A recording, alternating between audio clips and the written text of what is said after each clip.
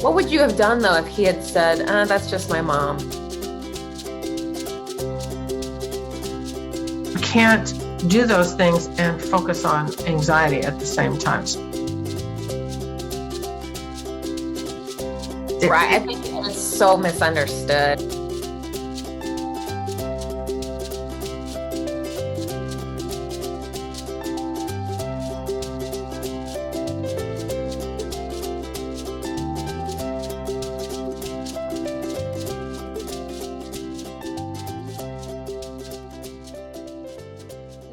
I am Cherry Lynn, and I'm here with my mom, Dixie Andalyn Forsyth. Hi. Hi. So welcome back to another episode of Mini Monday. We took a little break for a couple weeks. We've had some scheduling conflicts, but we're excited to be back. Today, we are talking about setting boundaries in your relationship. We actually had this question come through today, and I know we have a long list of other Mini Monday questions, but we really thought this one was so important, and we just thought we would hop on really quick and do it. Oh, and keep in mind, for Mini Mondays, we only have these tiny little questions submitted anonymously, so we don't have a huge backstory. We're just answering it as best we can really quickly. I have a question for Dixie. I admire you so much, and the way you love your husband brings tears to my eyes. I don't know if it's something you're willing to share, but I could really use the help. Have you ever had to lay down some boundaries with your husband? I don't mean the instances where girlishness is appropriate because your feelings aren't hurt, but has there ever been a hill you were willing to die on, as they say? I have the hardest time understanding boundaries and whether I even have any. She is wanting to know with your relationship if you have ever had any personal experiences with dad where you had to really set some boundaries. I think this is a really great question because I think a lot of times people see your relationship with dad and they're like, it's perfect. Romeo and Juliet, everything looks perfect, but they don't really see some of the hardships that you have been through. Okay, I'm going to admit this. For us, it's been more him setting boundaries with me than me setting boundaries with him. Okay. He's almost 4 years older than me, and I was 19, he was 22. And so he had a lot more experience. He was more mature. He'd lived on his own, but there's been a few times, and that's where but the boundaries, setting a boundary is something where there is a boundary that they have that they think is fine and they keep doing it.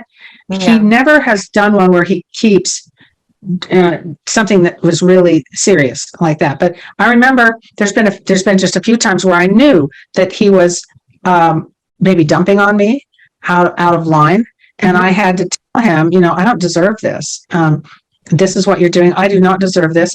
And I can't do this. I'll have to just walk out of the room if you keep doing that. But it's been so rare because he's a very mature guy, but he periodically set boundaries with me when I start to maybe, if I've been through something really emotional and then I'll kind of dump on him, he'll let me know you've dumped enough. And don't do that anymore. And I actually talk about it in FW where women have an ability to handle loads of dumping more than men. I'm learning that if I want to vent to him, I have to say, can you handle me venting for a while? But even then, he can't handle a 45-minute rant. It's like it feels like the same thing. With the two of you, boundaries mostly have been about verbalizing frustration and kind of causing the other person to maybe feel a little attacked or feel down or maybe a combination of things. It's never been a physical boundary. You've never had any kind of physical boundaries that you've had to set. Like an activity you don't enjoy that he's doing or something he's not doing enough. Like there's not been any kind of like, I need your help with this. I'm desperate. And like, you're not helping, like those kind, you know what I'm saying? Like, is there any other boundaries other than just talking? There's early on, and I'm old, so I can say that early on in our relationship, our marriage, there were things I kind of wanted him to do, maybe expected him to do that he didn't really want to do. And the reason I'm kind of choosing my words carefully is because I learned that it wasn't really my place to expect him to do them. I was raised with Fascinating Womanhood, so I misunderstood and thought, okay, I'll just say this incident. We in the 70s, it was the period of big gunky lamps, hanging lamps and things like that. And there was this lamp that we got, and I wanted him to hang it because it was kind of heavy. I wanted him to do it, and I thought he should. And so it was a boundary set because I thought, this is heavy. It wasn't too heavy for me. It was more awkward, but I thought he should. And he was just busy. He said, if you want to wait for me till I have time, then I'll do it. But otherwise, I'm not doing it.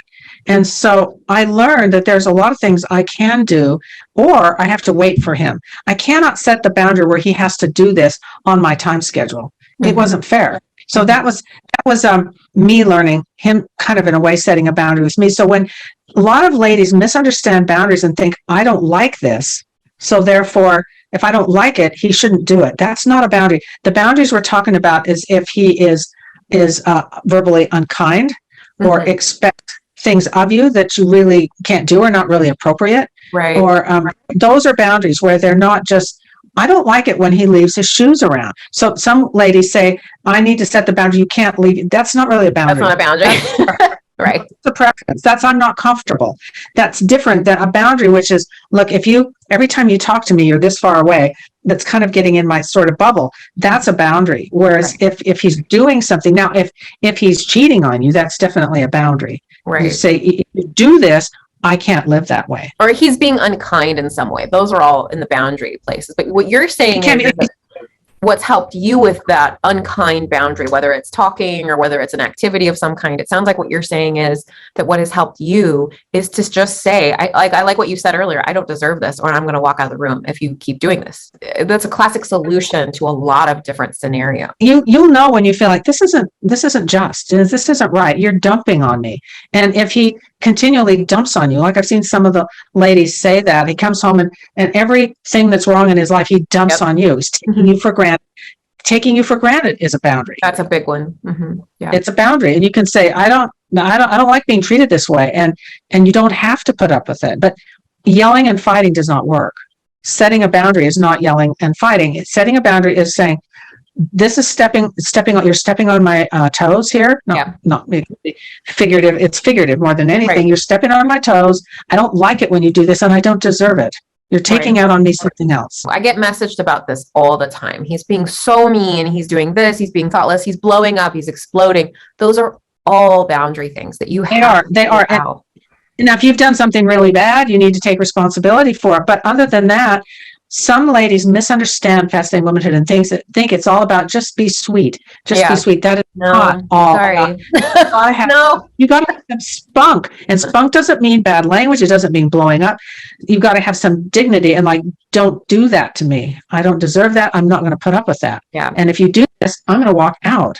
I'm going to walk out, go in the other room, and until you're ready to be nice to me, I'm leaving.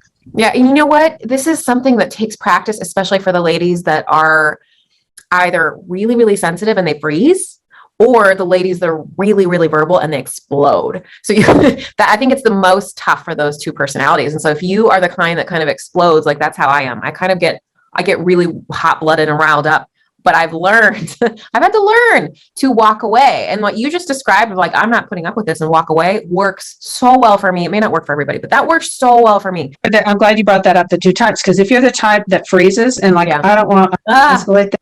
Yeah, what you can do, and that's more me, is you can think, okay, this keeps happening. I don't like it. So you can pre-plan when this happens again, this is what I'm going to do. And when you do that, then you don't freeze. You think, okay, this is what I decided. I'm going to say this and do this. And then you just have to do it. Well, thank you so much for answering this quick little mini Monday question. I think this was a really good one. And this is some really, really valuable advice. I wish every woman on the planet could watch this.